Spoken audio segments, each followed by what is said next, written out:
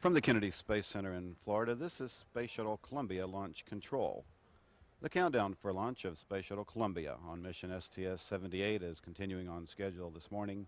The window for launch of Columbia opens at 10:49 a.m. Eastern Time and extends for 2.5 hours. Earlier this morning, the external tank was filled with about 500,000 gallons of liquid propellants, and those tanking operations are just now complete. No technical issues or problems are being worked at this time, and we anticipate an on-time liftoff of the Shuttle Columbia and the 7-member crew from Kennedy Space Center, again on time at 10:49 a.m. Eastern today. Situated in Columbia's payload bay is the Life and Microgravity Space Lab. LMS is housing about 43 various experiments involving life sciences and materials sciences. The LMS mission will seek answers to questions about our ability to sustain life for prolonged periods of time and space, and about the subtle mechanisms involved in materials processing that are obscured by Earth's gravity.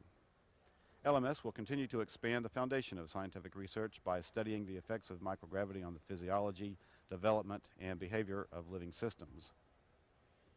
It will also study the processes of materials, study fluid physics, and grow protein crystals in the reduced gravity environment.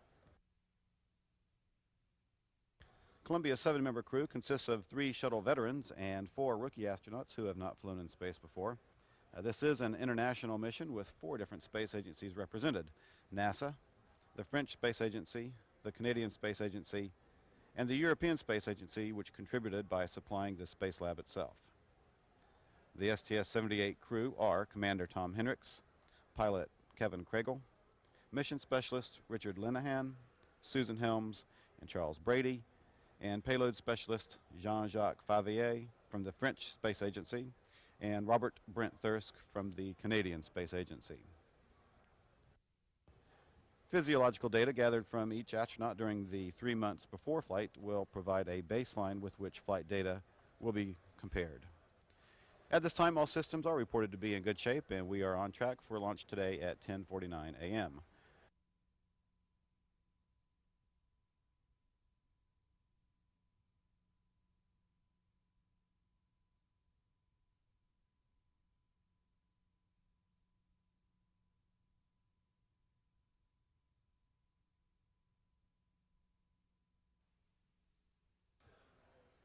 And we have a good thumbs up from all 7 crew members. It appears they are all ready to fly on mission STS-78 today.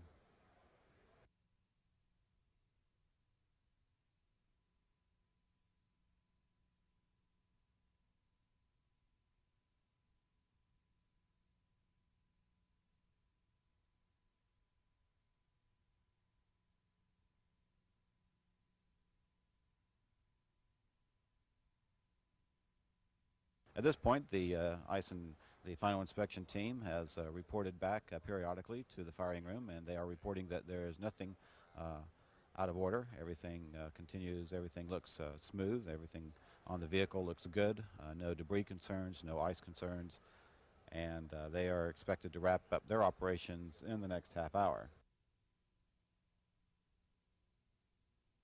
The crew members are being assisted with their launch and entry suits by suit technicians from both KSC and from the Johnson Space Center.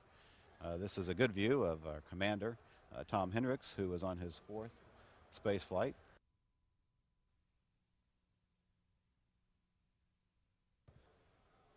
Our pilot, Kevin Kregel, is on his 2nd flight. Jean-Jacques Favier is a member of the French Space Agency. He is one of our payload specialists, and will be making his first trip into space today. Susan Helms is the only female aboard the vehicle that will be flying today, and she, of course, is a veteran flyer. She has flown in 30 different types of aircraft, being named an astronaut in 1990. She has already flown 2 missions, STS-54 and STS-64. Mission Specialist 1, Richard Linehan, is on his 1st flight.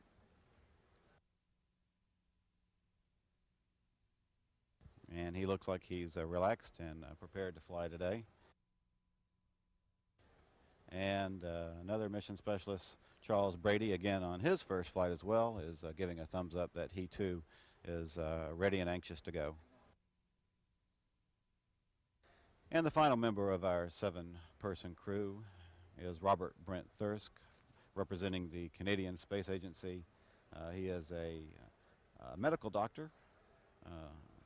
He was an alternate payload specialist for STS-41G, and in 1993 and 94, he was the Canadian Space Agency's chief astronaut.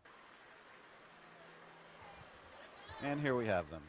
Our commander, Tom Hendricks, mission specialist Susan Helms, followed by pilot Kevin Kriegel, Richard Linehan, Charles Brady, Jean-Jacques Favier, and Robert Brent Thirsk.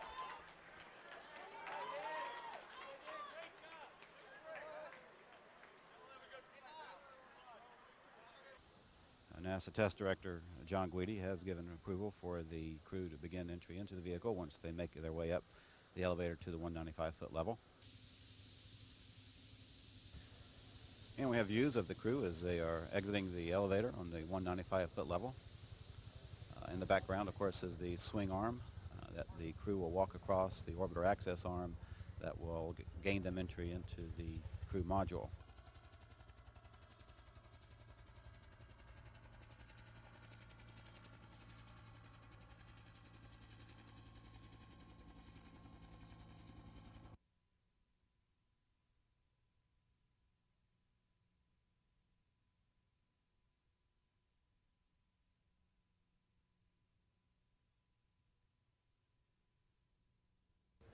As the crew is preparing to enter the orbiter, astronaut support personnel have mounted in their crew module a small camera that will allow us to see live pictures of the crew being seated in Columbia.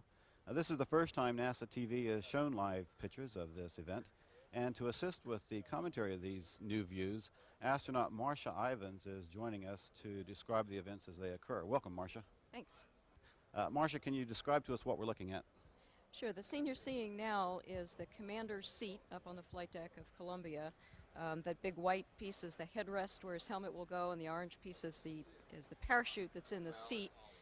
You're looking at it as it is on the pad, so when the crew gets in, of course, there'll be a lion on their back. Okay, the astronaut support person, Jim Halsell, is assisting as Tom Hendricks comes in, holding his head so it doesn't bump into anything. Tom's now standing on the MS-2 seat. He's holding onto a handhold above the forward window, and now he'll pull himself up, after he gets himself unstuck here, pull himself up into the seat. As they hold the parachute down, you see the big bottles on the back of his harness. You need to get those centered exactly right on the parachute so that it's comfortable when you're sitting in there, headrest back down on the seat now. Now the suit tech, Al Rochford, will start to adjust the straps on his harness so that he's pulled down and comfortable in the seat. And then they'll start connecting the parachute and the shoulder harnesses to it. You can see Al's got Kevin's helmet, kicked the headrest back, and Kevin will lift his head up. You can see the little comm pigtail hanging out of the back, and Al will fish his hand in there to get it. OTC Jansen. Go ahead, Jansen. We'd like to pick up 562 by the clock. He's got to go.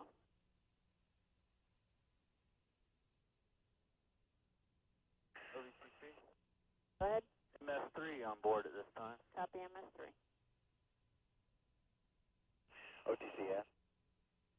Go ahead, Ask. Okay, ingress steps are complete with the exception of a switch recompensate. We'll put that in work now. Copy that.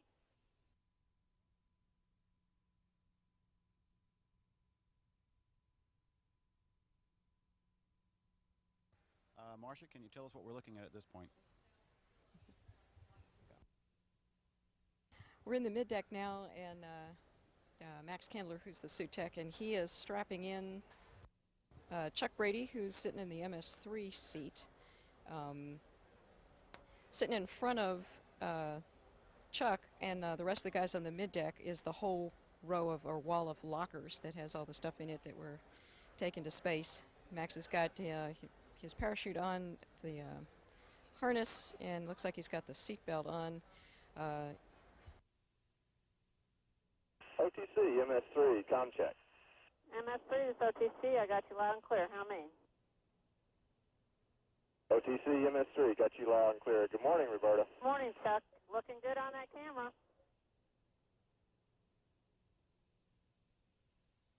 Waiting in the White Room is the final astronaut who will be boarding the vehicle today, Jean-Jacques Favier of the French Space Agency.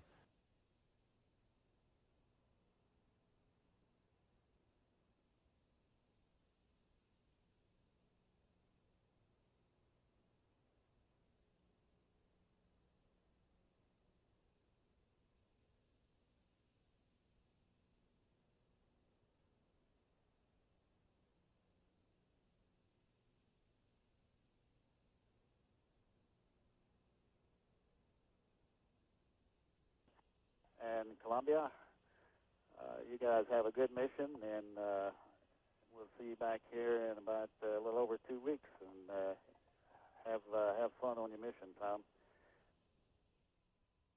So thanks, Jim.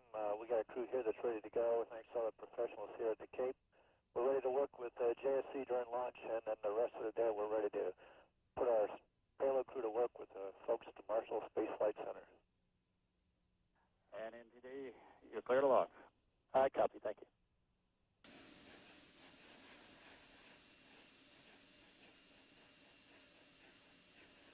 A final test of the flight control surfaces is now being conducted. This is a program pattern of movements designed to verify the readiness for launch of the engines and other flight control surfaces.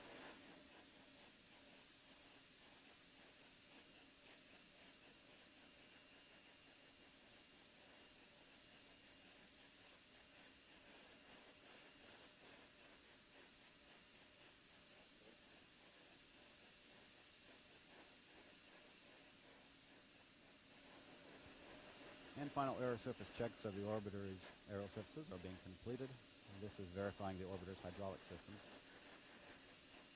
And the main engines are being gibbled for a final test before launch. Flight crew, OTC, close and lock your visors and initiate O2 flow. Have a great flight and have more fun than a barrel of monkeys.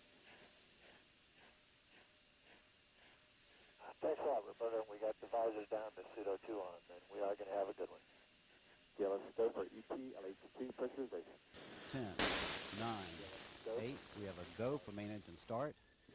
5, 4, 3, 2, 1. And we have liftoff of the Space Shuttle Columbia on an international life science and microgravity mission. Houston now controlling the flight of Columbia. Houston, Columbia is in the roll program. Roger, roll, Columbia. Columbia completes the roll to place the shuttle in a heads-down, wings-level position for the 8.5-minute ride to orbit. 23 seconds into the flight, Columbia's 3 liquid fuel main engines will soon begin to throttle back in a 3-step fashion to 67% of rated performance. That will dampen the stress on the shuttle's aero surfaces as it breaks through the sound barrier.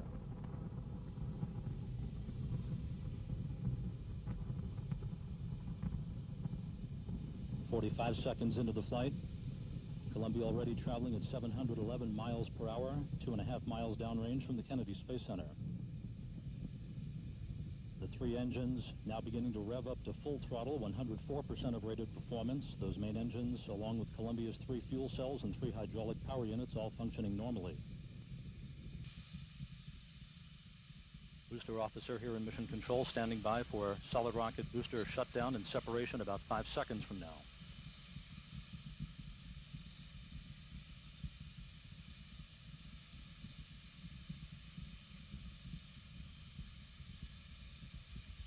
Booster officer confirms a normal solid rocket booster separation, standing by for the performance call. Columbia, performance nominal. Nominal performance.